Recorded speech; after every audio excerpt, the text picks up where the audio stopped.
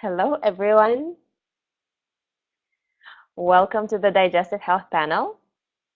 And we'll have two more speakers joining us shortly. We'll have Dana Nalina and Dr. Eric Grasse. So Eric is here. Hi, Eric. Can you guys hear us? Make sure that you can hear us. Just put your volume a little bit higher. Test. Eric, can you try to say something? Yeah. Hello. Happy Wednesday. Don't hear Wednesday. it. Guys, can I ask you if you can type on the right to make sure that you can hear us? So either Holly, okay, Lily, can you hear both me and Eric? Hi, Lily. Hi, Dana. Hello. Okay, it's strange because I can't hear Eric. Eric, can you say something? Yep. I'm talking to you now. Dana, can you say I can something? hear Eric. And you. Okay, I'm taking. Okay, say something now. I can hear all of you. I can't hear you guys. Oh, we can hear you.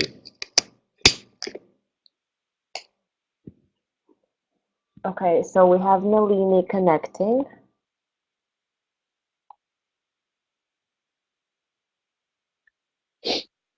Okay, so everyone can hear, but I can't hear.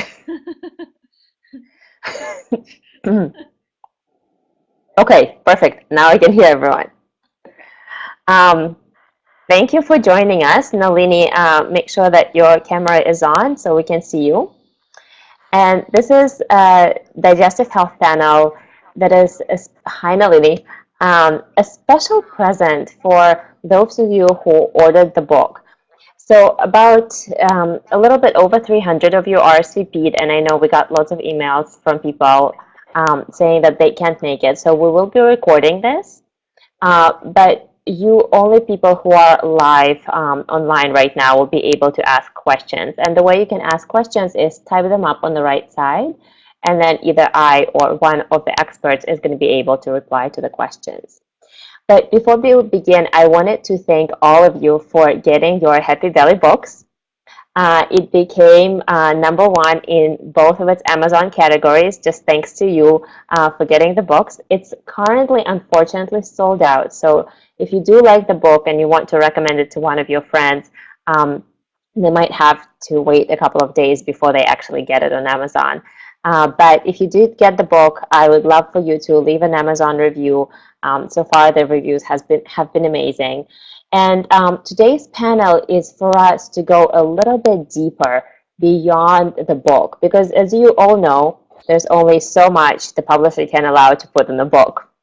But nothing substitutes talking to actual experts and asking questions live. So today we have an amazing team. I'll introduce you to everyone so you know who you're listening to. And we'll start with Eric. Dr. Eric Grasse is the founder and medical director of Unity Medicine in Santa Fe, New Mexico, where he practices integrative medicine, functional medicine, and Ayurveda.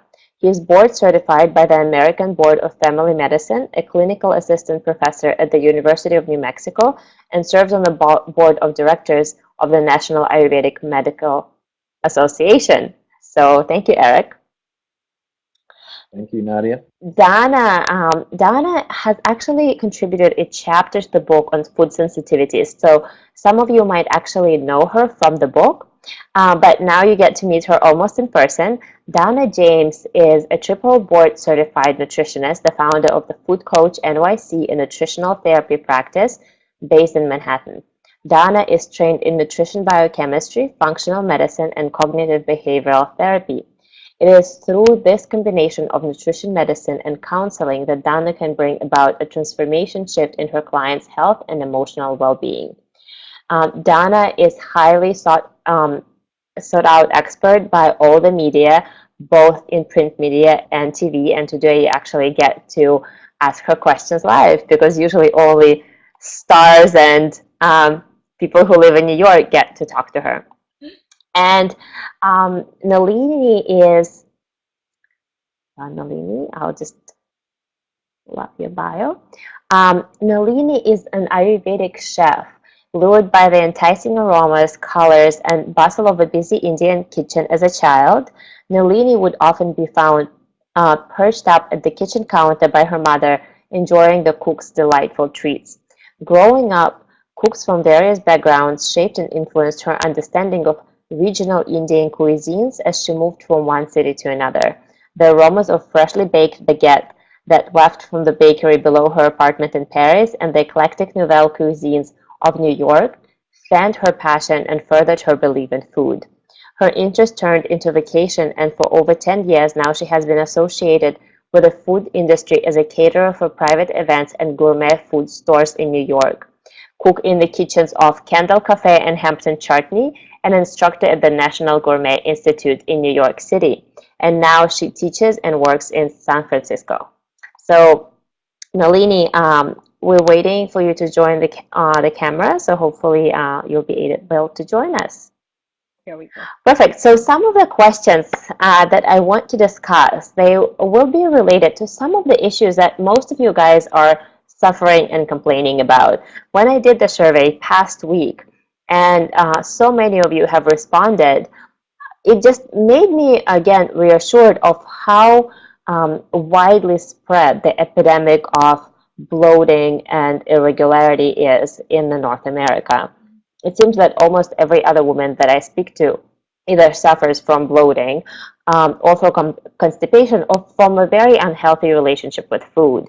And today we'll try to shed some light on all of those topics. And we'll start with the favorite one for most women is bloating. What it is, why do we get bloated, what do we need to do to get rid of bloating, and what are actually the health consequences of being chronically bloated. So, Dana, let's start with you. Okay. Um, So to me, why do we get bloated? well, I think there are three key reasons. One is we have an imbalance of microbes in our gut. So we may have too much yeast or bacteria or parasites. And then those microbes, when we eat certain foods, particularly fibrous foods, like our vegetables, then they will cause bloating when they really chew up and utilize that fiber. So often you can find yourself in a situation where you're aiming to eat really healthy, but what happens is that you just end up with this bloated belly. And a solution there is to get rid of the microbes as opposed to for the rest of your life never eating fibrous vegetables again. So that's one of them. And that's Do we want to get rid of all the microbes? sorry, no, we don't at all. So it's just getting the right balance there. So you want to have some pathogenic microbes and some positive microbes in there as well. So we don't want to get rid of all of them. The beneficial microbes are there and they support us in many different ways, including our brain health and also our ability to be able to lose weight. So it's more the pathogenic microbes where it becomes problematic. So that's one area. Another one is where we don't have enough digestive enzymes to be able to break down our food to our constituent components. And most of us are familiar with the lactose enzyme, where we can't break down the lactase in milk products. Well, there are other types of enzymes that our body has that when we're stressed, we can become very deficient in those. And therefore, it's more challenging to completely break down the food to their key components so we can absorb that. And again, the microbes will have an influence on that. And then there's food sensitivity. I love how you bring in stress. Oh, stress. Stress is a huge piece of why we have digestive issues. And then there's food sensitivities, which will tend to start from stress and from lack of digestive enzymes. And the most common food sensitivities are dairy and gluten, and they become very abrasive on the digestive tract, and they cause permeability, and then they create inflammation and so forth. But back to your point about stress, like a lot of this really does come from continual stress. And constipation is another reason for why we'll end up with a bloated belly, and that's often due to lack of magnesium, which is what we use up when we're under stress. But they're the reasons that I see on a frequent basis. Yeah, of course, there's so many different reasons that can be very personal, from parasites to intolerance to some random food. And you can have But all let's three. look at this. Yes, you can have all three. Let's talk a little bit about the Ayurvedic aspect, because while it does it have lots of similarities, there's some interesting differences as well, like a weaker Agni, for example, or the effect of colder and drier food. So Eric, can you chip in on that? Because I feel like you have knowledge both of food sensitivities and an Ayurvedic perspective. Right. Certainly, to perform the functions of the gut in digestion and absorption of food, you need to have proper digestive fire. And Ayurveda would call this, as a general concept, the Agni, or the digestive fire. Now, there are multiple Agnis in the body, but the central Agni, what's known as the Jatara Agni, is located in the stomach and small intestine. And this would provide the fire, or the metabolic energy, if you will, for the digestion of food. So the correlate in Western medicine or physiology is some of what Donna was discussing, with the presence of digestive enzymes, and furthermore the microbiota, or the flora of the gut, creating its own ecosystem, if you will, that allows proper digestion of food. So you have both the fiery aspect of the Jatara Agni, as well, if we're talking specifically about bloating, uh, as well as the coordination of the movement uh, in the body. So the concept in Ayurveda of the gati, which is the direction of movement, and that's governed often by Vata dosha, which is essentially, in a word, movement. And you have upward moving Vata, uh, Udana Vata, and you have downward moving Vata, Apana Vata. And in Western medicine, we call Apana Vata essentially forward or downstream peristalsis, and we call Udana Vayu or Udana Vata reverse peristalsis, like what would happen if you went to vomit. So you need both an energetic transformation to be strong, and that's the Agni, which you may call hunger, but it's really more than that. And you need the right movement of the gases and the foodstuffs in a downward direction, or else if things stagnate, you're going to get bloated and feel unwell. And why would cold foods negatively affect? Why would cold foods would be more likely to lead to bloating if somebody has a weakened digestive fire? Well, the classic analogy is, if I'm cooking rice on the stove and my water's boiling and my rice is cooking, and you come along and dump cold water in my pot of rice, I'm not only going to be frustrated with you, but it's going to have to start over again. I'm going to have to get that new cold water to come up to boil before the whole cooking process will start again. So we are careful about dumping cold foods, not just foods that are cold in temperature, but that have cooling qualities into our stomach, as the only food, or at the wrong time of the day or the wrong season, uh, because we'll just shut down the gastric fire. The other thing that is a problem for some people is improper food combining. Oh, So we'll you talk have about that. classic. Hold it for now. Sounds good. But Nalini, I want to hear from you more on a personal level and as a chef as well, because you started your journey with quite unhealthy food in India, because you were saying that Believe you me, loved street food, and street food in India is like all fried bread on bread. you have to be brave. Um, You have to be really brave to do what I did when I was growing up. so, um, how, like, did it cause bloating for you? And then how do you feel in your stomach right now with Ayurvedic food? Thank you. You know, growing up, it was not just bloating, it was amoebic infections. It was way worse, if you know what I mean with eating unhealthy food. It could be waterborne illnesses. It was more than just bloating. I think at that time it was just coupled with many other factors of just not wanting to take care or following what is good for you because your mother told you what to do.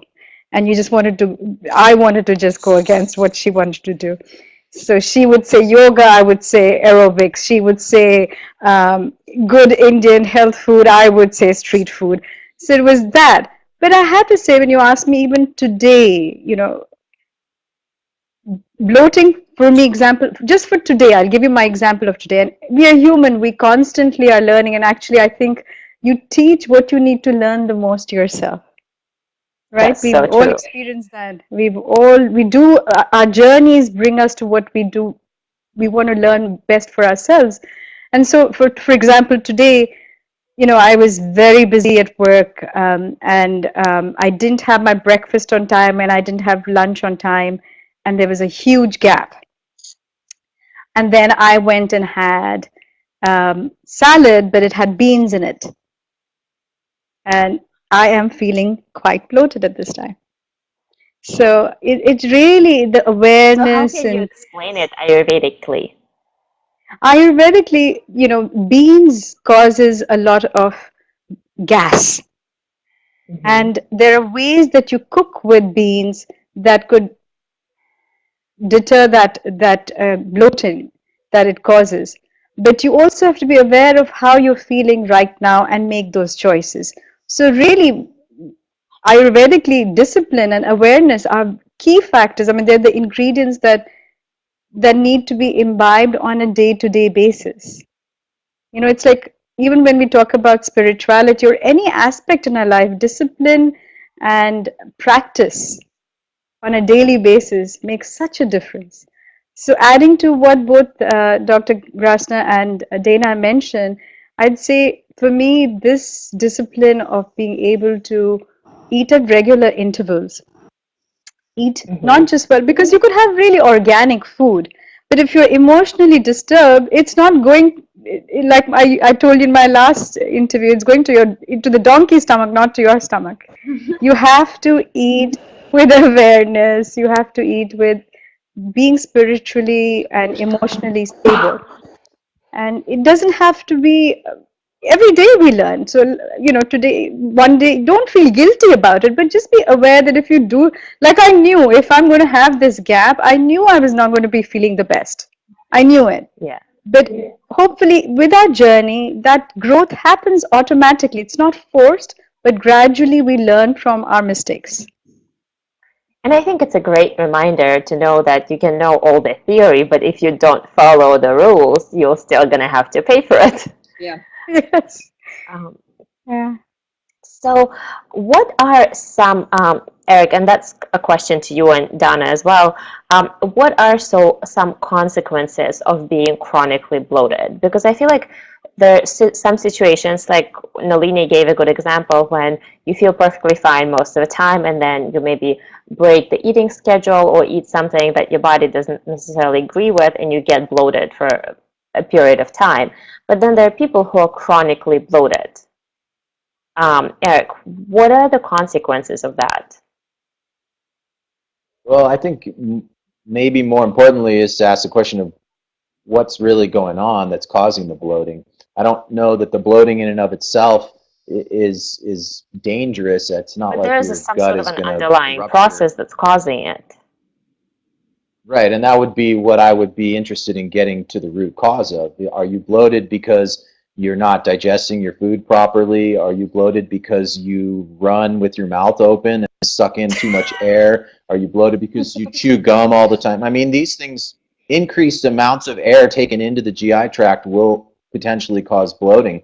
So mouth breathing, gum chewing, smoking, inhaling air every time you take a drag off your cigarette. We have to think about things that start with the intake. Then you have to think about what's going on in the gut. Are you not digesting your food properly, and so you are, or are you unable to digest typically gas-forming foods like beans, especially beans that weren't ferment soaked, that you didn't cook with hing, that you didn't cook with seaweed, something to help the digestibility. Um, so it's more bloating is a symptom. Go try to find the root cause. Having said that, there are rare cases where lower abdominal bloating and distension can be a symptom of ovarian cancer. So certainly don't let things get too severe without consulting a qualified healthcare professional. Yeah, but basically it shouldn't be ignored, right? Dana, as a woman, No, it's a symptom. Right. yeah, Yeah, uh, I Check would it agree out. with Eric that you want to find out the core root of what's triggering that bloating. But really, it's psychologically, it becomes distressing for a woman in particular, because when you don't know whether your stomach's going to bloat when you put food into your mouth, you can really create this fear-based relationship with food. It's, if I eat the kale salad, is the kale going to cause some distension in my stomach? If I eat the beans, is it going to cause this distension? And do I have to then choose another dress because my stomach's as big as my boobs? And no woman really wants to go through the day like that. They just don't. And so I feel like it's more psychologically disturbing than it being sort of physiologically disruptive. But to your point, you want the body's speaking to you, so you want to investigate that, because if there is a microbial imbalance there that's causing that bloating there, it's really only going to get worse. So you want to then clear out what shouldn't be there and then repopulate the gut with the right microflora and get that architecture right in the gut. So don't ignore it. Investigate it. And I think that you've got a great panel here. So if people are concerned about that, listen to what everybody's saying here and sort of go through a process of elimination. yeah. And I think basically what everyone is saying is that ignoring an issue like that over time will just make it stronger. And it's like before cleaning the house, sometimes it gets messier. Right. So sometimes you need to look at the unpleasant, dark corners and actually get rid of the things that are causing you to feel the way that you don't like to be feeling. I'd love to share an example. So, do we have time for me to share? yeah. So it was Yeah. probably about 3 years ago, and for 9 months I was suffering with a bloated stomach, and I did have a separate section in my wardrobe for those days, and I didn't know what was causing it. I was eating a ton of kale salads, drinking juice with kale in it, having kale chips, all of those things, and I was like, oh, well, I must have a sensitivity to kale. And I didn't want to give it up, because then it was, kale was a real uber food, uber health food. And eventually I got so frustrated, I was like, well, I'm actually just going to run a stool test on myself to see what's going on with my microbial makeup. And I had a parasite. I had a parasite that I picked up from eating cured meats while I was in Italy. And fortunately for me, it only took 2 weeks to clear out that parasite. It can take significantly longer. But I was like, oh my goodness. After I'd cleared it out, I had a flat stomach. And I thought, I put up with this for 9 months. There are people out there that put up with this for 10, 15, 20, 30 years. And you really don't need to do that. Agreed. So let's try to figure out how to get rid of it. Yes. And again, it's not like we'll be able to cover all the strategies, because it's impossible and it's very individual based on what happens in your particular body. But we'll try to discuss some strategies. So Nalini, let's take your example. So for example, you had a meal not in a regular time, and then your stomach got bloated. What would Ayurvedically you be able to do right now to make your stomach feel better? Yeah, I have to say Ayurveda has quite, and especially the on the food side, there are so many ways to deal with that.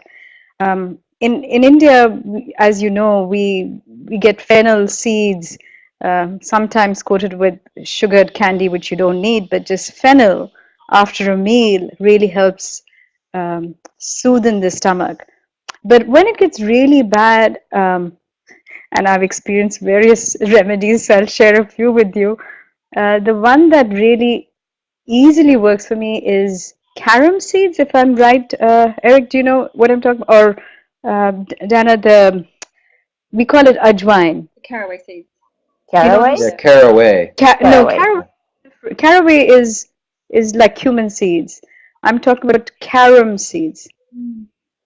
Carom. Okay. You can find it as ajwan. You Ajwain. can find Yeah, it here as find it is ajwan. AJWAIN, and you just have that. It's very rich in essential oil of its own, and just from chewing that, and it's a little bitter and strong, so you feel strange having it initially, but it really helps in calming the system right away. Mhm. So that's one thing.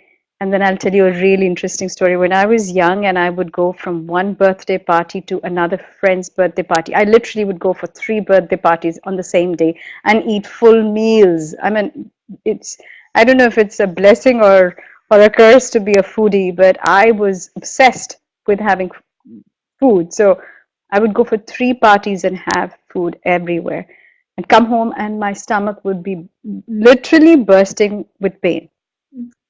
Now, I thought this was a punishment that my mother was putting me through. She would take something that Eric mentioned earlier called hing or asafoetida, and in its purest form, powder it and then apply it with as a paste with water on my stomach. It smells horrendous. Your clothes smell, your Yeah, it stomach smells smells. like It onions was and pretty. garlic. Yes, like not just onions, garlic, but rotten onions and garlic. And she would put it on my stomach, and I would hate the smell. I hate what that experience was. But maybe I was so overcome by the pain, the smells that I forgot about the pain. But I have to say, even as a child, I was done with the pain in a couple of hours. You know, it was Yeah, that needed. So those two yeah, things and I I would think say. both of them are really good. And I put on the right side one for Spain and hing. It just HING, and both of them are good if you add them to lentils or beans.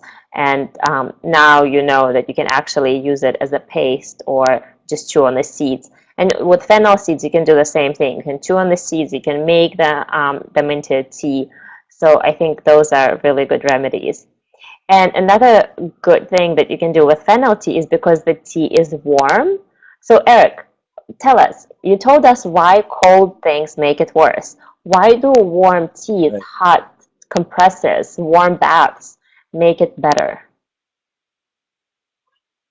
Well, I think in terms of external heat that's transferred through conduction through the soft tissues of the abdomen, you have just an internal warming as a result that allows for muscle relaxation, So it would including help with smooth muscle peristalsis? relaxation.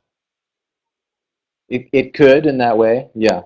And then also just warming foods with warm qualities will be similar to the warm quality of the digestive fire. So the concept of like increasing like. If you add heating foods, spicy foods, then they'll increase the digestive fire. What are some of your favorite remedies for bloating? So if somebody comes in with bloating, what would you say? I mean, again, I like the functional medicine approach where I really try to go upstream and figure out what's going on. So I do the comprehensive stool testing and other tests. But for home remedies, I like hing bastak, which is a 8 herb combination in Ayurveda, of which hing is one of the components. Ashta means 8, like Ashtanga Yoga, the Eightfold Path. Hing is the one principal ingredient. So, and I believe you do also have the components of Triphala in Hingba stock, and I think we'll get to Triphala later. So just sprinkling that on your food, you can buy it online, and you can sprinkle that on your food. I also try to increase people's digestive fire prior to the meal if I feel like they have a sluggish digestion, and I do this through things like ginger or exercise or a heating breathing technique, or even a little bit of alcohol if the person, if it's appropriate for them, can increase digestive fire prior to the meal. Would you highlight that it's a little bit? Yeah, of course, everything in moderation. Only takes like a few ounces of wine to get the digestion increase in most people. Mm-hmm. Great. Dana, what are some of your favorite remedies for somebody who comes in to you with bloating? So, like Eric, it's finding out what the core issue is and then removing that. If somebody comes in and there's just some type of tightening in the intestinal area, then something like a peppermint oil can be really good for that. Where you're actually drinking that in some warm water, that tends to help. The ginger teas with a little bit of honey are advantageous as well. And then swapping people over to foods that are much easier to digest, so cooked foods. So moving them off the raw foods and saying, hey, for dinner tonight, why don't you make some roasted vegetables with like some roasted carrots and some squash and yellow pepper, and all of the yellow foods are also advantageous for the digestive tract that help with the mucous membranes there as well. And so that they're just anything that's cooked, it's actually easier to digest because you've converted some of that fiber to more of a starch. And so it's just easier to actually absorb. So I suggest that people do that. If cooked foods aren't for them, or it's the middle of summer and it's not something that they want to be putting in, then I ask them to go really easy with on the raw foods and have things that are easy to digest, like a bib lettuce salad with radish and cucumber, maybe some avocado, something like that, a little bit of olive oil and some lemon or lime juice. If you think of water-based vegetables like the cucumber, celery, romaine lettuce, and so forth, they're just much easier than robust, hearty vegetables like kale and Swiss chard and those things. Okay, that's really helpful in terms of raw and cooked foods. Let's talk a little bit about food sensitivities, because I feel like you can eat blended soups and unless you resolve the sensitivity, it will keep coming up as soon as you eat out at the restaurant or have that trigger food at any other place. So when I met Dana first, we met at her practice at an interview, and I actually got a whole task for like a bunch of foods. And the foods that I was supposedly sensitive to, which came out moderately sensitive, were like random foods, tomatoes and onions and garlic and broccoli, which again, according to Ayurveda, was quite close to what Ayurveda gave a prescription in terms of my doshas. So me as a Pitta type, I was not supposed to eat too much tomatoes and onions and garlic to begin with. So the advice that Dana gave me from a blood test was very closely reminiscent of my Ayurvedic prescription. So that was really fun. But in general, Dana and Eric, because I know you work with gluten as well, do you feel that once people eliminate those hard to digest foods, how long does it take for their digestion to recover, and does it affect bloating or not? Eric. Okay. I've seen people who feel better 3 days after eliminating major offenders like gluten and dairy. I try, when I have people do an elimination diet, to get them to do it for 3 to 4 weeks. Other practitioners ask them to do it for 7 to 14 days and still get excellent results. I just feel like it's better if they get on a roll, if they can stay off of the offending foods for at least 3 weeks, a month, and then it really sets them up when they go into the challenge phase to see if they feel worse when they re-challenge that food. But it's just, there's just a couple of major food stuffs that are just not well tolerated anymore, and we could have a whole nother discussion as to why that may be, but to keep it brief, just it's an inexpensive, empiric method.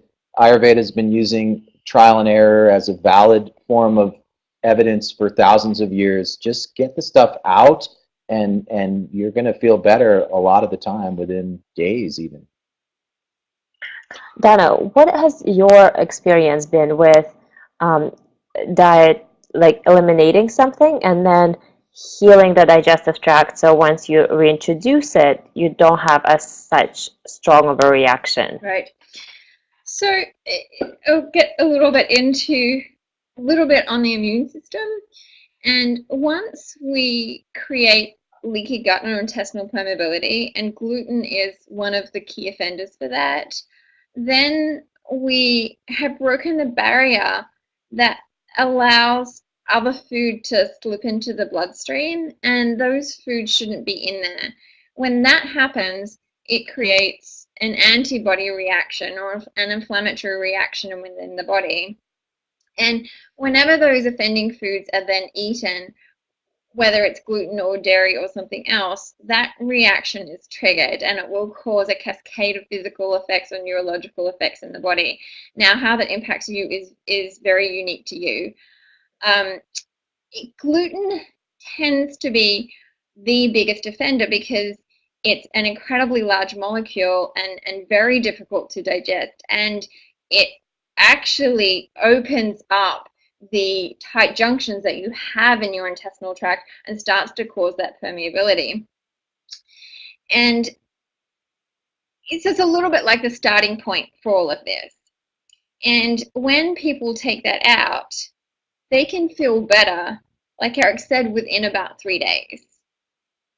But to really decrease the severity of those symptoms, to me, you need to take it out for 9 months.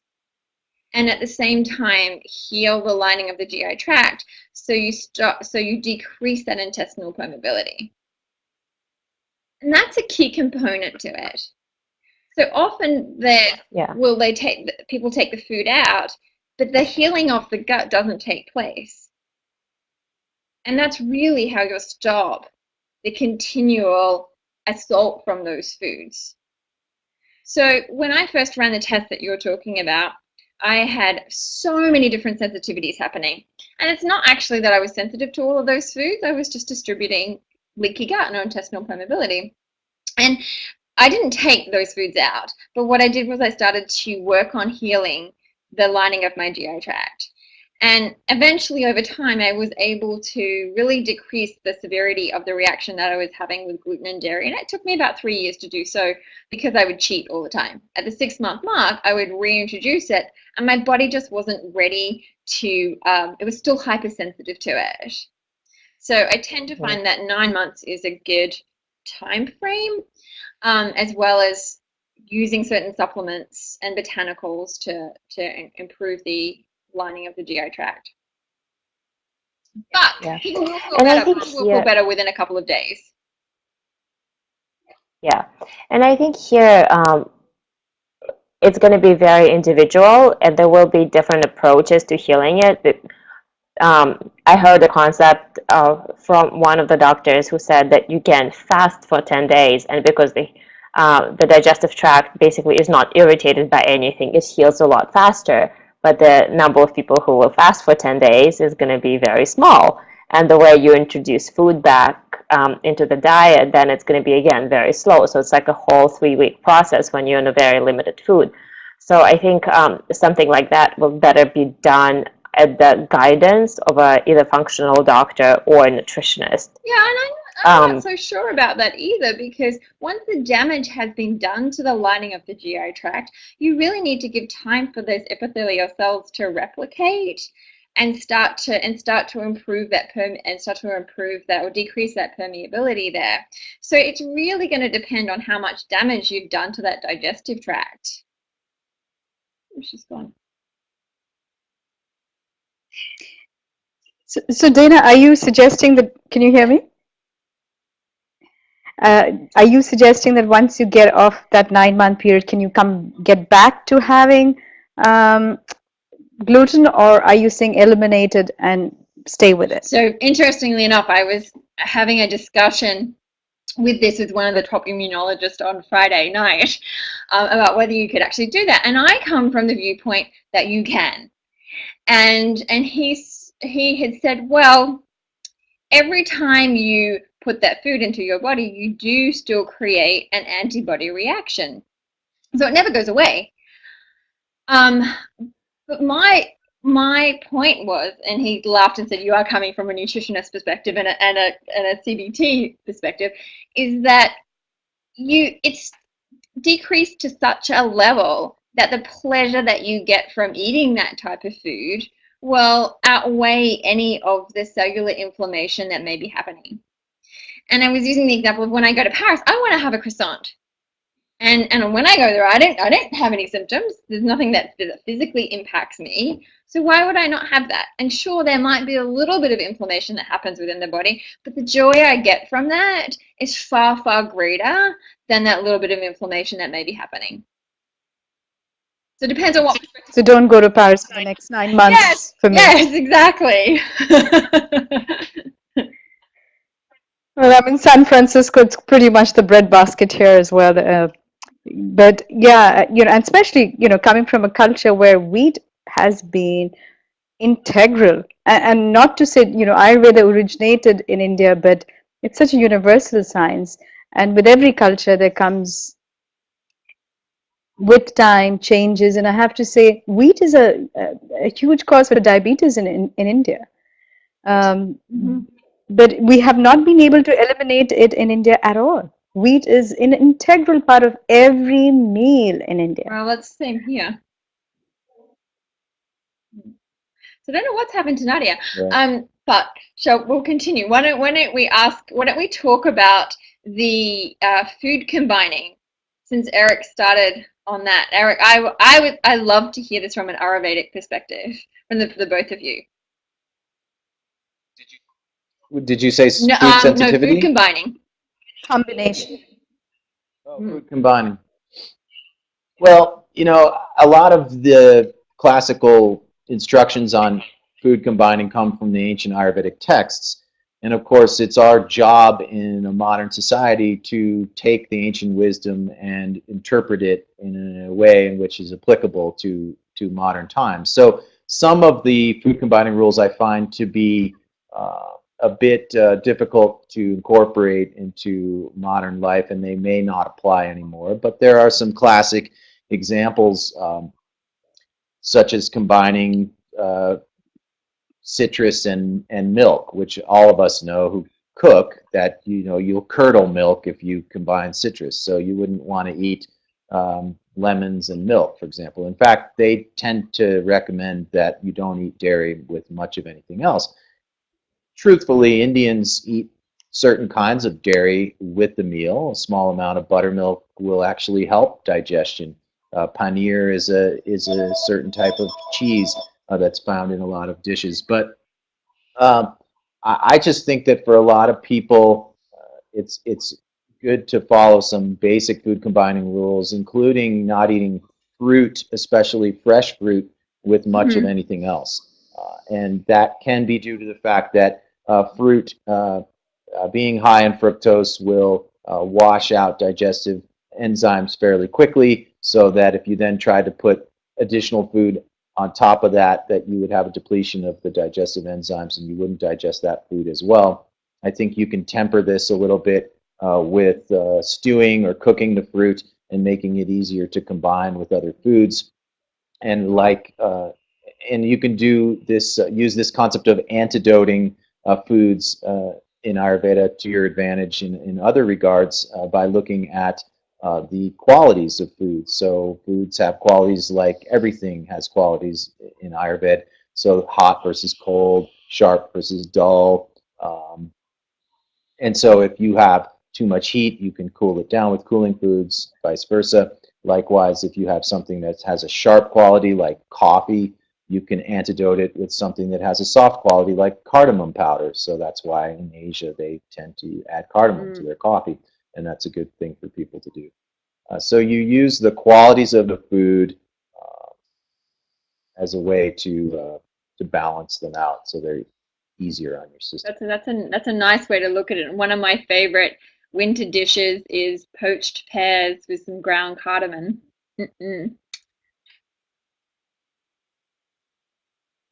Sounds great. I'm getting a bad connection here. Okay. Maybe I'll take a second to talk a little bit more about food sensitivity or allergy testing for people out there, since Donna mentioned it in her practice. And I agree with what Donna said, that I tend to use the food allergy or sensitivity testing, and there are different methods out there, different laboratories, not so much to tell people that they have to follow the exact diet that would be suggested based on the results, because the results can be quite interesting and confusing. So people may react to apples but not celery or something obscure like that. But I use the whole result to look at how many foods is there a sensitivity to give me an idea if leaky gut is present. So if you're reacting moderately or severely to 25% of the foods on the panel, it's a pretty good suggestion that you have leaky gut and that you need to go on a gut healing protocol. It doesn't mean that you need to just say yes to the foods to which you were not sensitive and no to the foods to which you were sensitive, because that can be really confusing and frustrating for people. Eric, would you say that? Back. Yes. Eric, would you say that you need, when they're testing, because there's strongly sensitive, moderately sensitive, and then like barely sensitive, 25% in which range sensitive? Combine the moderate and severe and put those together. And if you're 25% or more, especially if you're in the 50%, you probably have some leaky gut. I mean, why would your immune system be creating immunoglobulins? And I tend to do IgG testing. I'm not saying that one method is more valuable than another, but I find for sensitivity that the IgG testing is a little more helpful. Okay. But, if you have 50% of the foods, you got leaky gut, and you have to heal the gut. And like Donna said, it can take months to years. I mean, it took years to get to where you're at. It's not going to take days to improve the situation.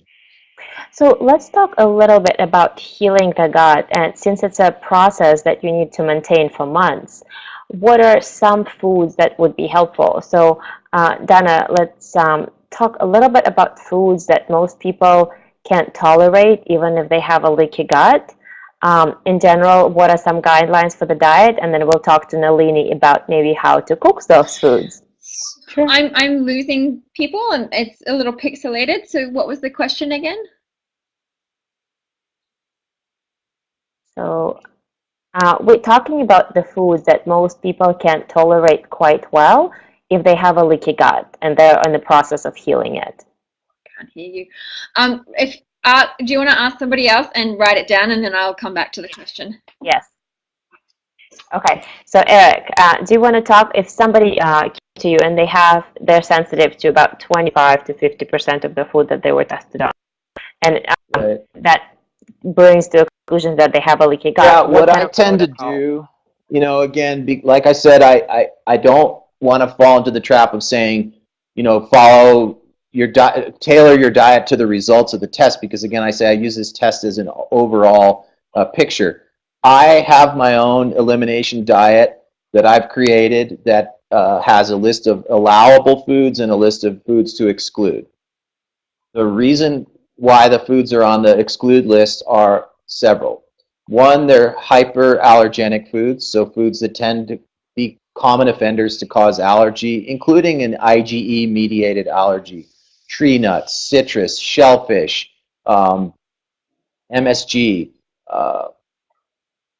Also on my exclude list are foods that are difficult to digest due to the qualities of the protein. Larger proteins are more immunogenic, so gluten, dairy, corn is on the list, and soy is on the list, and that also is due to the fact that I really believe that genetic modification of those foods, which is so common, can irritate the gut. I don't have great science, but that's my belief, and I think eventually Mhm. we'll have better science on that.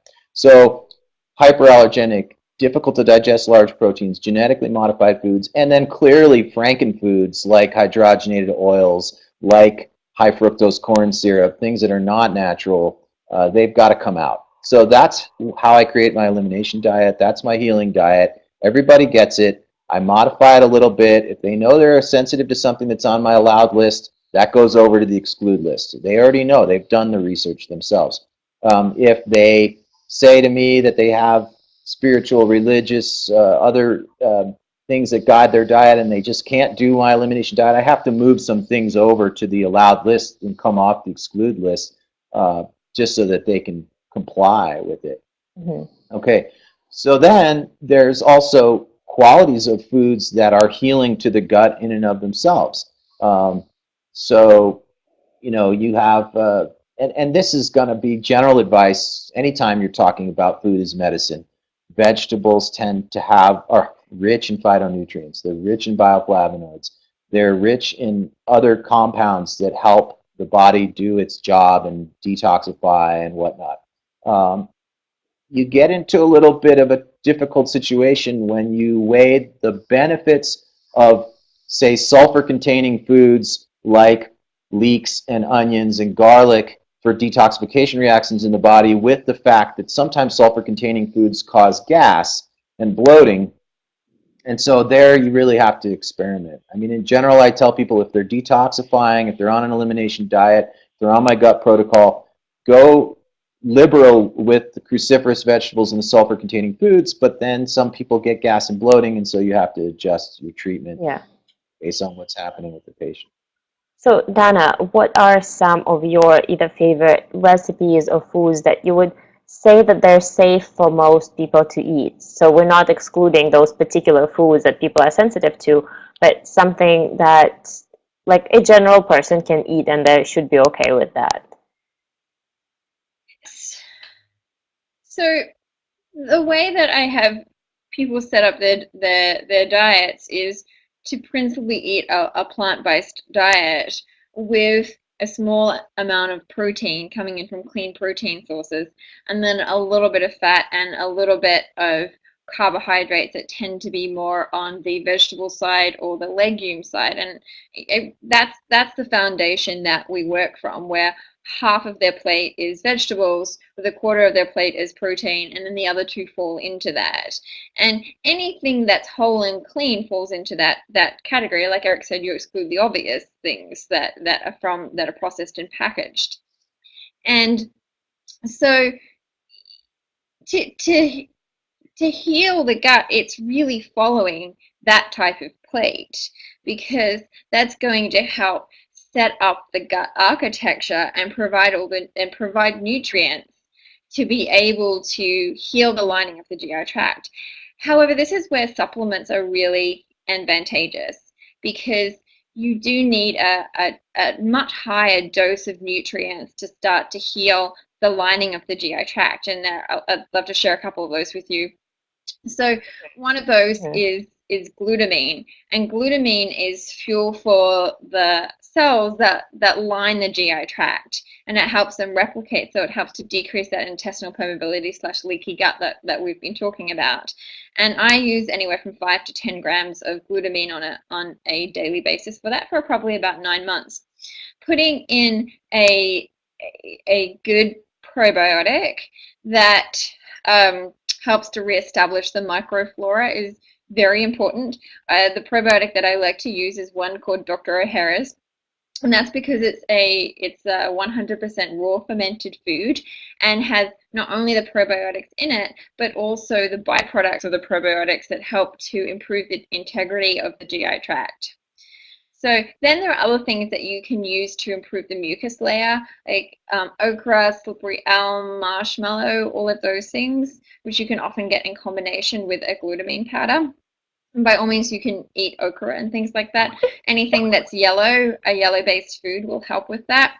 And there's been some really interesting studies coming out talking about sulforaphane, and sulforaphane is a nutrient that's in a lot of those cruciferous vegetables that Eric was talking about. And what the sulforaphane, they haven't studied this in humans yet, but they've done it with rats. They're starting to see that it improves something called secretory IgA, and that helps to heal the lining of the GI tract again. So if people can tolerate the cruciferous vegetables, then that would be another reason for putting them in, because it will increase that secretory layer there. If not, you can always supplement with that, which is what I do. I tend to supplement because it's a much higher dosage with that. Plus, it helps with detoxification. Yeah, wonderful. And I really like this point about okra and including foods that are helping the gut to heal. So it's not just having the easier to digest foods, but also helping the gut heal both with supplements and the foods that have particular qualities. So Nalini, okra is definitely one of those famous Indian foods. And we just made it What yesterday, are actually. some? Yeah, so I think it's new for most people. Most people don't know what it is or how to cook it. So what are some of your favorite ways to handle okra? Like, what do you do with it? Sure. Often people get a little put off by its sliminess, and actually, And that's the what only way, exactly is good for the gut. exactly. And so what they do is they deep fry it, or like a gumbo or some, I don't know. It just is the most. It just takes away everything from the vegetable. So traditionally, in some of the Indian recipes, how we do it is, one, when you cook it, you want to make sure that it's patted dry completely. You wash it and then you pat it dry. It shouldn't be wet when as you even chop it, it tends to leave a lot of slime. So you want to kind of clean the knife also each time so that it's not slimy and it doesn't keep transferring. So if you can actually, so one way of using it is actually whole and just cutting a slit in between and filling it with coriander powder. Now, coriander is a beautiful spice. What it does is it absorbs, if you notice our curries, we don't actually call them curries, but all our, you know, Indian vegetables that are in a sauce are not running sauce. It's got a texture to it. And that really comes from coriander powder because it absorbs any excess moisture in the curry. So it gets a lovely texture as well as it absorbs excess water from the curry. So it does the same for okra. So if you slit after patting it dry, you cut a slit in between and freshly roast coriander seeds and fennel seeds, both really good for you, with some, and just saute, just create a nice powder, like a not extremely fine powder, but a powder which a kind of a, we call it dardara, almost with some crunch to it. Yeah? And then you Mm-hmm. fill each of those dried okras with the spice, and then just lightly saute it on actually high flame for barely 5 minutes, and that's it. You use and it won't, because of the coriander, it won't be slimy if you put it on high heat when you're cooking it. So, and one thing that I have to mention, I think we look at, I find this more here is that we focus more on the irritations, and of course, as doctors, we come across so many issues. But I think the immunity in this country has gone down so low because we've become so hypersensitive to everything, and we should really focus on building immunity, like turmeric, which has been used for centuries, has, and we know it's the queen of spices. It's an antioxidant, anti-inflammatory. I mean, it's it's for us, we use turmeric in everything. And here, to my students, I always say it doesn't matter whether you're making Indian, just because you think of curry and you see yellow, it means it's Indian. You could add a little bit of turmeric to anything you make, like even if you're making marinara sauce or pasta, throw in a little bit of turmeric. It doesn't have much of a taste unless you put a lot of it. But putting it in a little bit, all you really need, and doctors tell, both of you could tell what the exact quantity should be. But I think to be able to have a teaspoon of turmeric on a daily basis really builds up that immunity that we're looking to enhance. So that's just one recipe for okra, but you could actually use it with tamarind. And I'd like to hear what the doctors again have to say about tamarind. But tamarind also takes away the sliminess of okra. So we make a lentil soup and just chop okra in there and put it in with tamarind, and it doesn't get slimy at all. So there's really no need to deep fry it. It tastes Yeah. delicious without doing so. And tamarind actually is said traditionally to help digestion as well, right? It's very sour, so that's why I said maybe the doctors can tell us more if, because when we cook with it, we use a very small amount of it. So again, I really watch telling people, okay, okra is good for you or coconut is good for you, because then they use it in quantities, everything in a certain amount is great, but Oh, then good. so tamarind, I don't know what to say, but I would say use it in moderate, very little quantities. It's very sour. So Nalini, somebody is asking, is there a specific type of turmeric that you would recommend buying to make sure you're getting the best quality? Especially here in San Francisco, we get fresh turmeric, we get freshly ground dry turmeric. But definitely, that is one spice I really recommend buying organic. You can ingest it as it's really in its purest form. It's the most, I call it the queen of spices, and I really feel we should honor it like that. So just don't buy it because it looks bright yellow. It could just be color. So I say this to my fellow Indians, because we just think, oh, we're using turmeric because that's what our mothers did and our grandmothers did or our parents did. But it's not about the color. It is, in fact, the real turmeric should not be too bright yellow. It should be, it's a root. It's like a ginger root.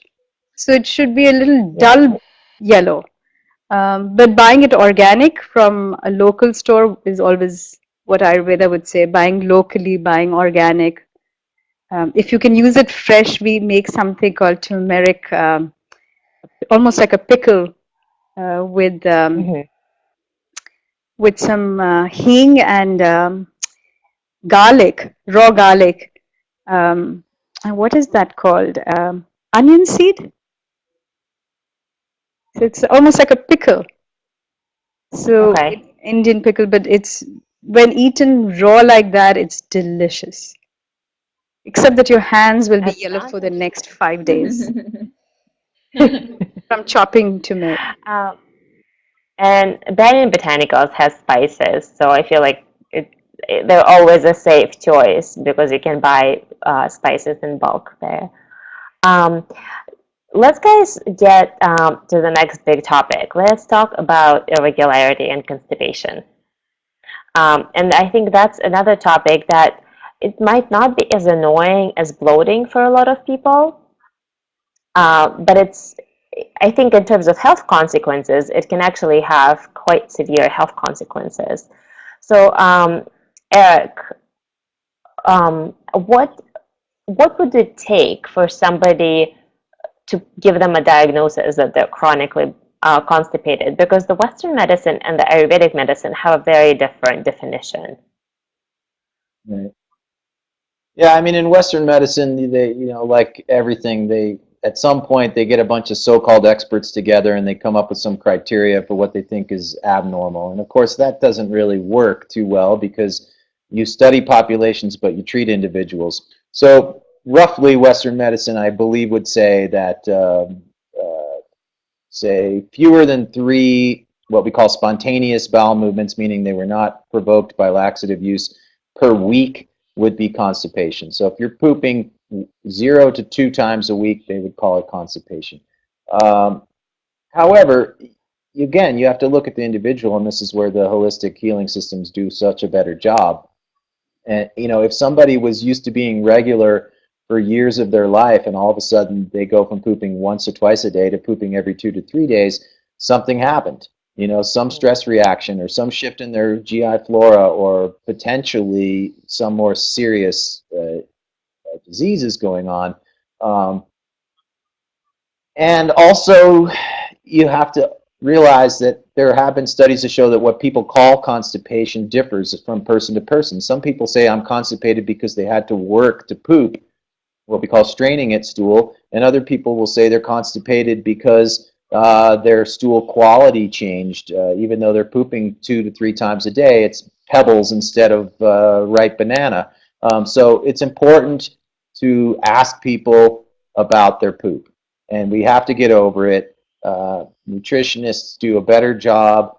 Ayurvedic practitioners do a better job than Western doctors do in asking people about their stool. I like to joke, I say, I think we're all stool gazers, and if you're not, well, you should become one, right? So tell me about it. You know, how many days do you go without pooping? Once a day, twice a day? What does it look like? What's the consistency? Does it float? Does it sink? Any blood? Any mucus? Does it change? I mean, and then I just tell them my personal stuff, and it softens the conversation a little bit and makes it light. And I say, you know, I watch my stool every day, and I can totally tell if I didn't sleep well, if I got dehydrated, if I'm stressed, etc., just by looking at my poop. Um, so again, if people tell you they're constipated, don't be afraid to ask, what does that mean to you? Does that mean quality? Does that mean frequency? And then if you want to, you know, again, the Western medicine kind of diagnosis of constipation, it would be roughly fewer than 3 spontaneous bowel movements per week. Yeah, and I love that whole definition that it would mean a different thing for everyone's body. Um, Lily is asking a question: can you be constipated when you don't feel like you are? Dana, what do you think about I that? saw that question come up and I wasn't actually quite sure what she was referencing. Is she going on a daily basis but just feels that it's difficult to excrete? There's a problem with that she feels like it's just hard to have a bowel movement. Lily, so you can type it up on the side. But for now, something that comes to my mind is that I think, and that kind of goes a little bit contradictory. I think a lot of people grew up without necessarily having a regular bowel movement, and later on in life, it seems like a normal way of living, even though their body um, might not be thinking that that's their normal way of living. Um, so I personally think it always feels better to go at least once a day. Uh, but the bodies might be where they go every other day. So Lily says that it's normal. So here the question would be, with a huge industry of colon cleansing, the idea is you do have a lot of fecal matter that's not supposed to be there. So Dana, I know that you're familiar with colon cleansing. Um, how does that fit? Would you recommend somebody who has a tendency for constipation to do that? Or is it for somebody who is going regularly and it's still a procedure that would be worth It's a really exploring? great question. So I tend to recommend colonic hydrotherapy if somebody's experiencing bloating, because a good colonic hydrotherapist can actually see what type of microbes are there. If somebody is feeling really bloated from constipation, and in Lily's case, I'd also recommend that too, to see if there is actually compacted stool there, and that will help to release that. Now, I've also seen the negative side of colonics, where people can become very addicted to it. And they feel like there's this toxicity in their body, and unless they're constantly having the colonics, they're not clearing things out. So go with the right mindset of why you want to have the colonic in the first place. Now, to you asking some other questions there and about the constipation, and I think there are a couple of things that you can mark off pretty quickly. And that's, first of all, having a look at your diet. So do you have sufficient fiber in your diet? You don't want too much fiber. I do not recommend adding fiber supplements in at all, because I feel like you can get that from your diet. And an appropriate amount of fiber from your diet would be coming in from your plant-based foods and maybe a chia seed pudding of some sort. Mhm.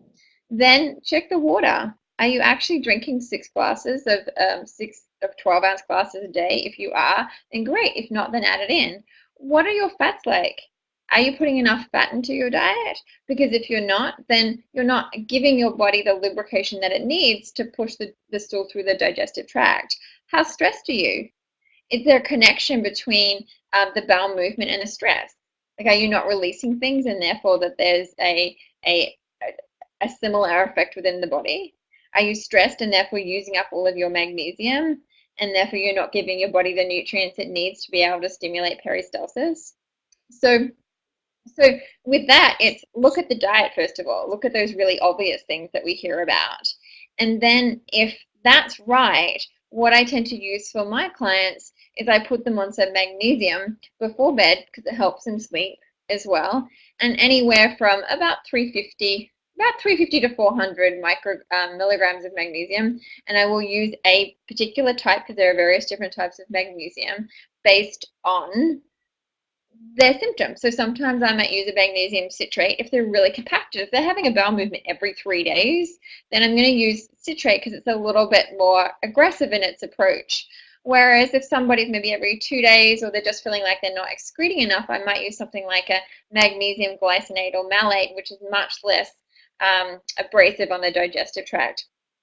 And I tend to combine that with vitamin C, because high levels of vitamin C almost always promote a bowel movement. So 95% of the cases, if people are not feeling a little constipated, I put those two supplements in as well as cleaning up their diet, and it works. Wonderful. Let's talk about some Ayurvedic herbs first that can help with constipation, and then with Nalini, we'll talk about some foods that can help with that. So Eric, let's talk a little bit about Triphala and other herbs that can help with that. Sure. So Triphala is a very traditional Ayurvedic remedy, which I generally explain it to people as a bowel tonic, meaning that it tonifies the bowel, and it's just an overall good for the colon especially. The laxative properties of Triphala come from one of the three fruits. Triphala, tri means three, and phala means fruit in Sanskrit. So you have haritaki, bibitaki, and amalaki. The haritaki is blanking on the Latin name, but it's also called myrobaline fruit in some of the other Indian languages. That's a mild aperient or laxative, if you will. The other two fruits don't have laxative properties to them. It's very mild, so it's not going to help somebody who's impacted or pooping every 3 days.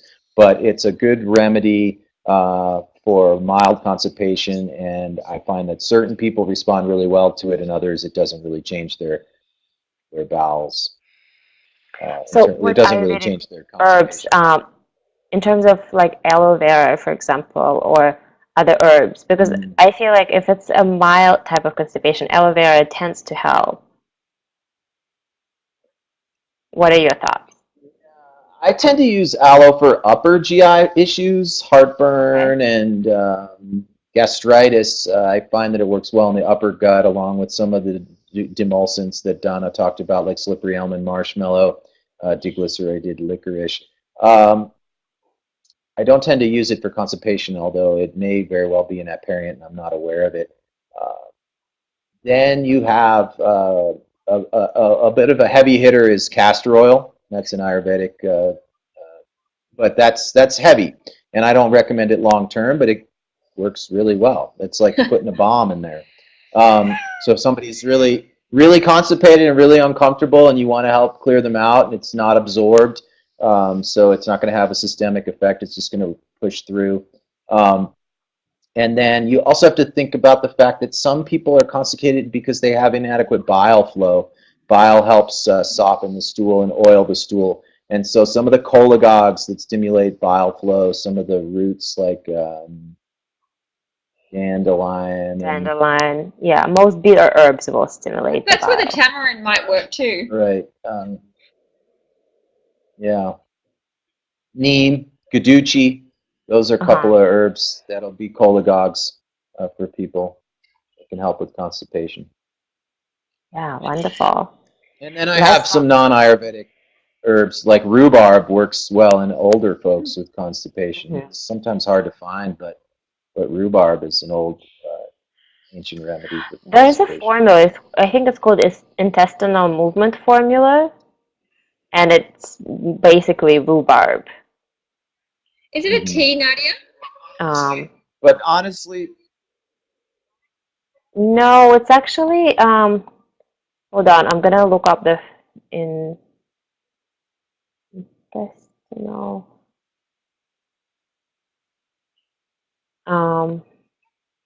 It's by Health Force Nutritionals. They have a great aloe vera. Yeah, intestinal movement formula, and it's basically rhubarb. So yeah, guys, if you're interested in what Eric was mentioning, that might be a good thing to try. truthfully, though, if you want to know what I start with for constipation, rewind and listen to what Donna said, because I go with the magnesium and the high doses of a good quality vitamin C, and that's where I start. The other thing that's, I think, important to note is sort of, you could say, well, what's wrong with constipation? Of course, there's the uncomfortable feeling and the lack of feeling regular, which is important. We want to feel regular, and we don't want to feel like we can't poop. From a Western medical perspective, there's not a whole lot of evidence that chronic constipation sets you up for, say, colon cancer. However, from a functional medicine perspective, we have to remember that there's 3 phases of detoxification described in toxicology. Phase 1 that's common in the liver, but not just the liver. Phase 2. Phase 3 is getting rid of the stool. So a lot of times the way you detoxify is you do the detox reactions in phase 1 and 2, and then you secrete those compounds with the bile into the stool, and they're ready to leave. And if they don't leave in a short amount of time, they just get reabsorbed into the bloodstream, and you have to do it all over again. So that's one of the reasons why you want to poop, and I really try to get people pooping before I, for example, throw them on a detoxification protocol, because if you're detoxifying phase 1 and phase 2 well, but phase 3 isn't working, you're really setting yourself up for trouble. And I really think that correlates well with what we do in Ayurveda in Panchakarma detoxification, where you shut down the Agni, you oleate the gut, you shut down the Agni, and then you either do a purge, which in Ayurveda purging means getting things to go through from below, or you do vomiting therapy, but I don't want to get into that. So you got to get the gut moving and emptying, or else you're just going to recycle everything. Yeah, and the Panchakarma is a whole big topic, and you can guys watch another video that we did with Eric when we talked about weight loss, and there was a little bit more about the detox aspect of it as well. So Nalini, let's talk a little bit about some foods that would be good for people who want to improve their frequency of going. So I also wanted maybe to adding touch some on 2 herbs. Sure. What about psyllium husk? We haven't spoken at all about psyllium husk. Is that not recommended? I think for somebody who is compacted, that would make things worse. Dana, what do you think? I don't use with honey and warm water. I don't use psyllium husk at all, actually, because it's very abrasive on the digestive tract. So I know that people do use it, and I try to move people off it. Honey and warm water, I've never used it, but I could see how that might work. I actually use it in conjunction with psyllium husk, and it seems to be wonderful. But again, back to what Nadia, you were asking, how one of the foods that, and again, it's used as a medicine as well, is fenugreek seeds. Have you used fenugreek seeds? Those, when soaked overnight and eaten in the morning, have been very beneficial. But even as a vegetable, it's a traditional food that's had with actually with Indian pasta, which is actually papadum that's made with fenugreek seeds in a curry that work really Hmm. well. And you can see how you feel the next day. It's all in not just the Well, taste in your mouth, but how you feel the next day. And yeah, it really has a very good impact. And I'm talking about not I somebody who is think severely constipated, but overall, when you feel you're uncomfortable or you feeling constipated, then just at the onset, if you start having foods like um, methi dana, which is fenugreek seeds, it really helps. Okra, like we talked about earlier, really helps. Let me see. There are definitely, like, there are cues that well, I I think would let's say. talk a lot about Nalini. Let's talk a little bit about foods like beets and prunes. What would be the traditional way to cook beets, for example? Because I feel like, yes, you can take herbs and you can take supplements, but including more of the foods that are um, acting as natural laxatives, that would be beneficial as well. So, what ways would people be able to cook beets, for example?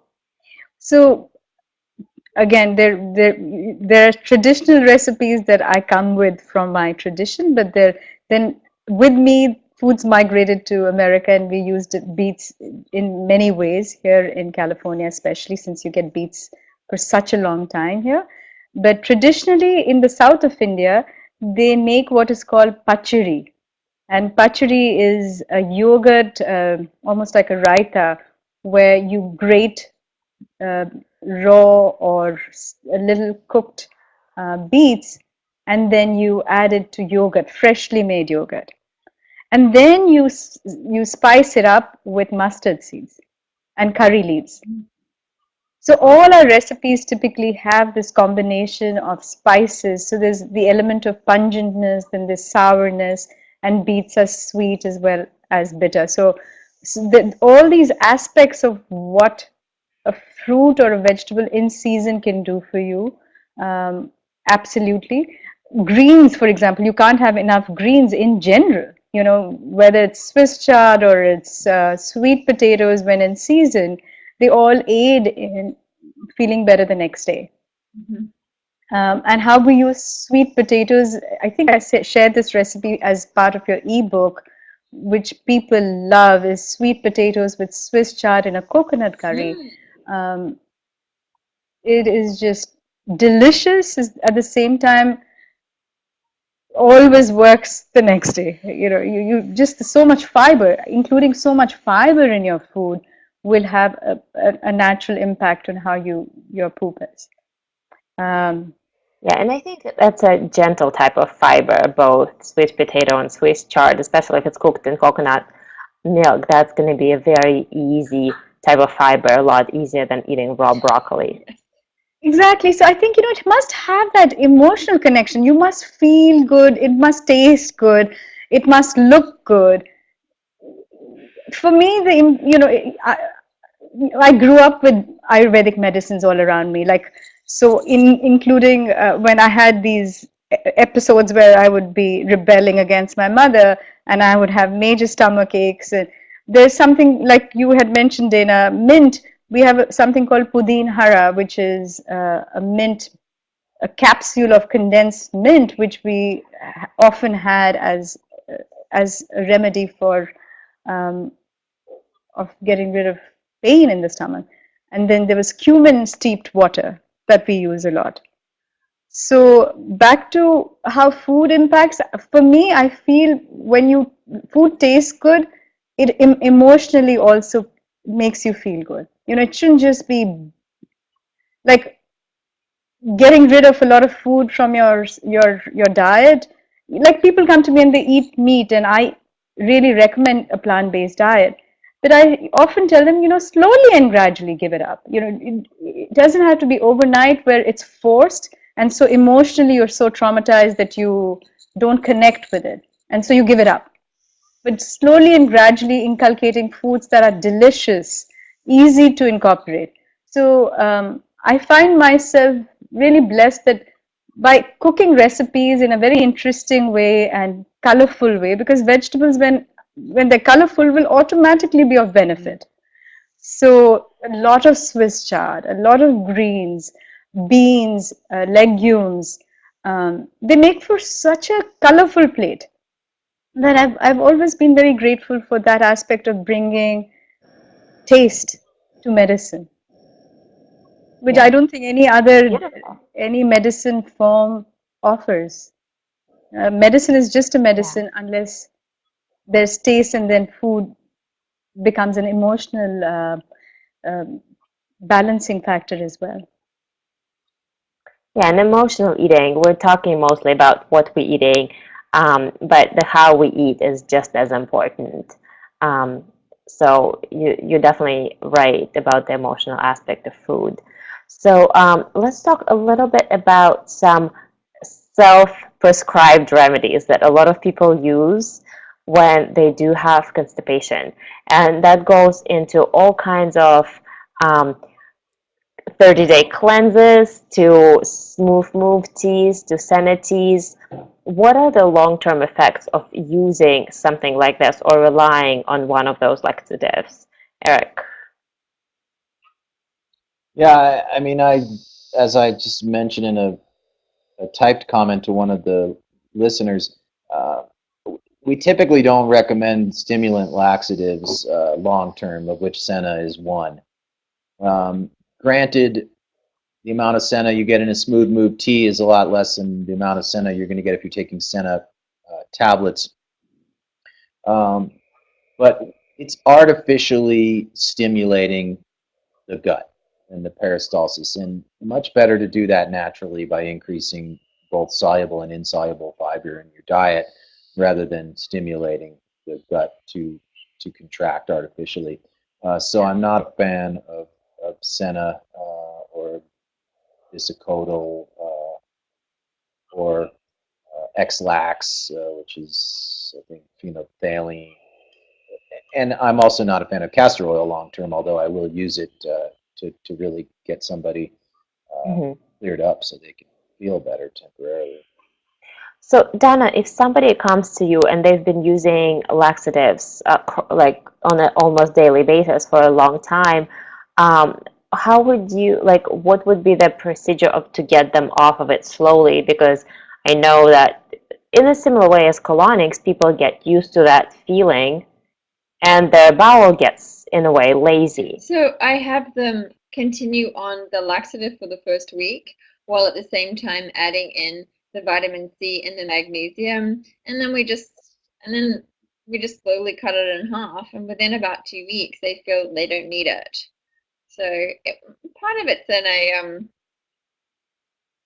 like an emotional side where they have got this comfort with the laxative because it's been working with them for so long, and there can be this reluctance to give it up. There was just this hesitancy because they don't want to go back to being constipated because for them that felt worse. So it's encouraging them that there is another way, and to try that combination of the vitamin C and the magnesium, and then to move off the center. I tend to find that more the people that come into my practice tend to be using more stool softeners as opposed to something like the senna, because there's enough information out there to know that the senna can actually be addictive and can cause like muscle loosening over time. So there is a Mhm. reluctancy of people to actually use that. Okay, perfect. So let's talk a little bit about enzymes.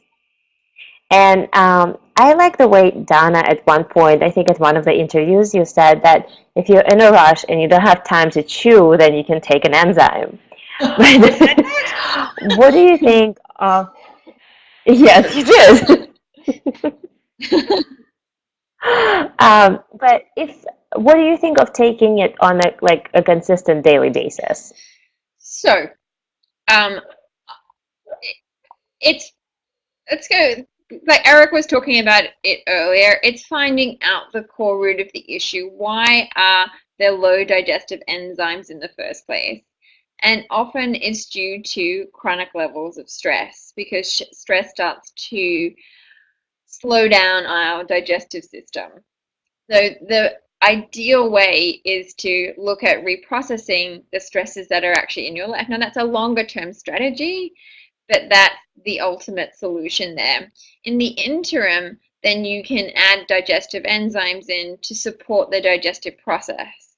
Now, I certainly am not aware of there being any negative side effects of you taking digestive enzymes on the long term.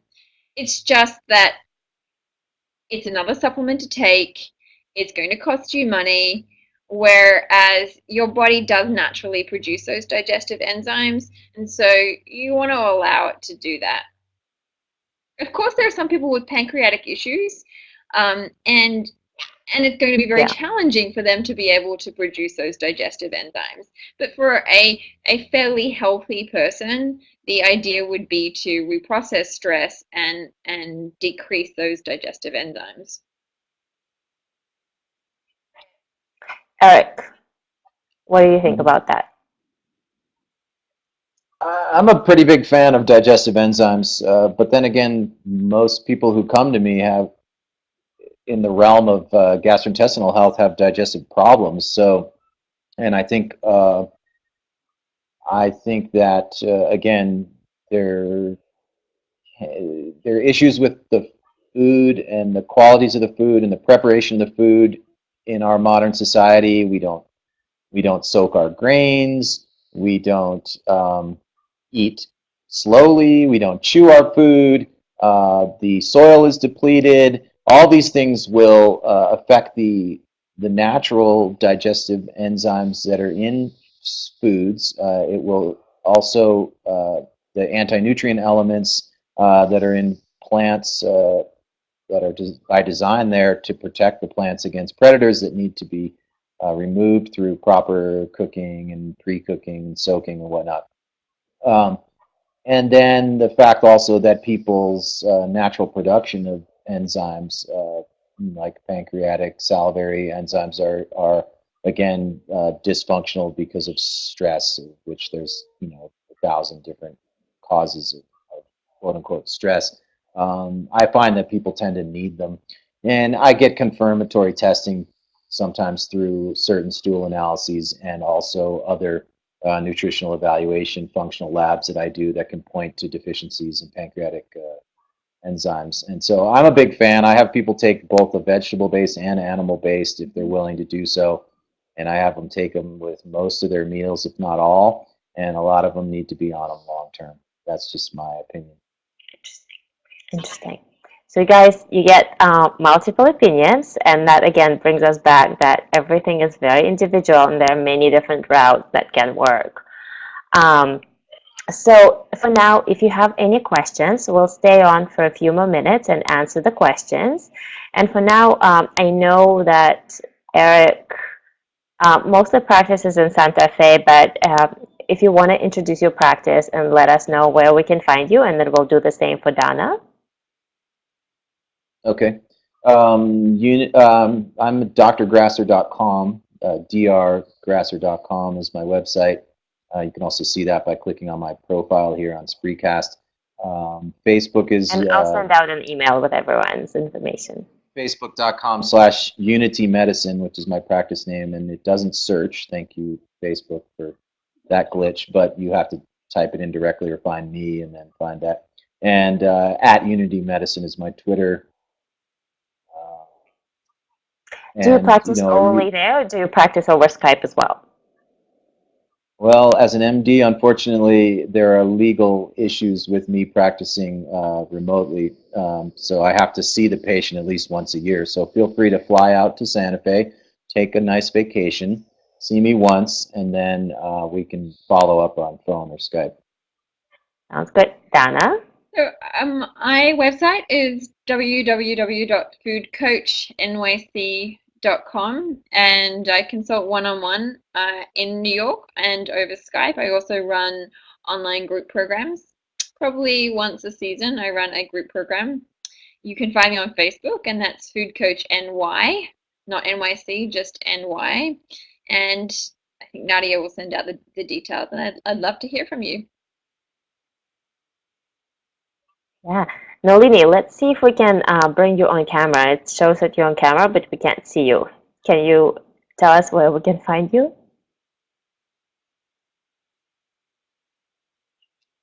Okay, so Nalini, I'll just have to send out your information to everyone so people can take your cooking classes. But so for now, we have a couple of questions. If there's a particular brand that Donna or Eric would recommend in terms of enzymes, or if the gallbladder has been removed, what are possible impacts on the gut and digestion? So if you have brands that you would recommend for enzymes, you can just type it up on the right. But Eric, what are the potential, if the gallbladder was removed, on potential impact on the digestion? I think that for a lot of people with good digestion, uh, they do really well with no gallbladder. I mean, the uh, liver will produce the bile and secrete it directly into the small intestine um, through the bile ducts, and rather than going into the gallbladder for storage. And I've had a hard time finding a whole lot of evidence that Western medical scientific evidence that people after gallbladder removal have problems. However, anecdotally, some of my patients tell me that they tend to have trouble with fat digestion. And so I think that one theory would be that if you don't have adequate reserves stored up in the gallbladder, that if you need a nice big squeeze of bile to digest a fatty meal, that you can't get enough out of the biliary tree that you would if you had a nice big amount of bile ready. So that might mean that you have to take digestive enzymes and or be very careful about eating a high fat meal all at once. Okay, good.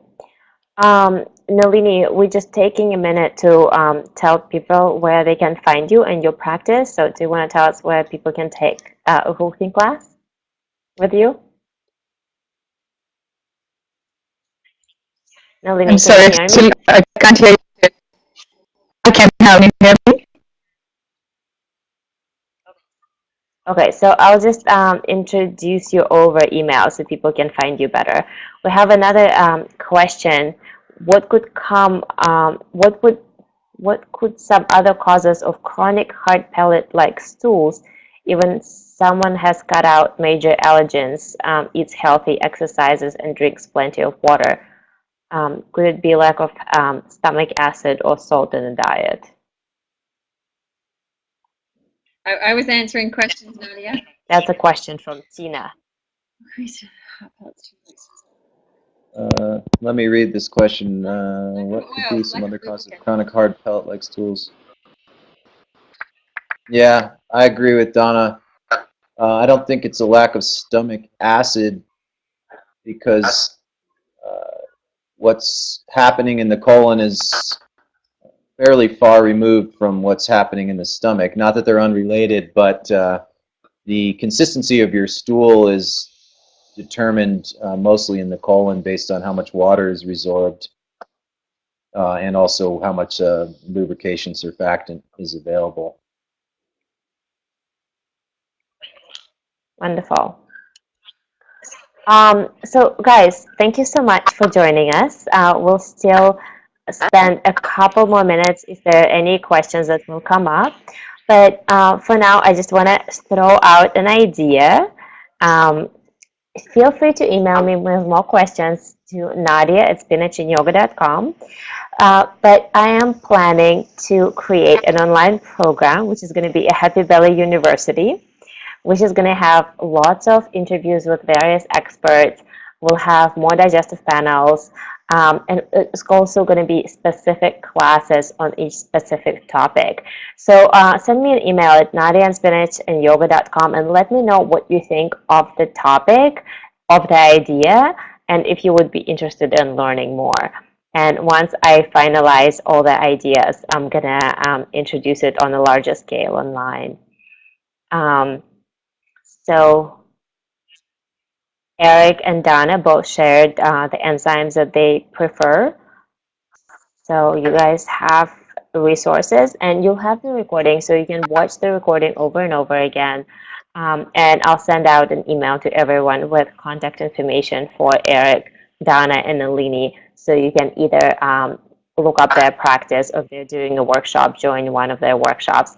And I usually try to get as many interviews with all of them as possible, so you have this unique opportunity to get the wisdom from these amazing people without flying to another part of the country. So thank you guys for being with us so much. Thank you. Great panel, Nadia. Thank you.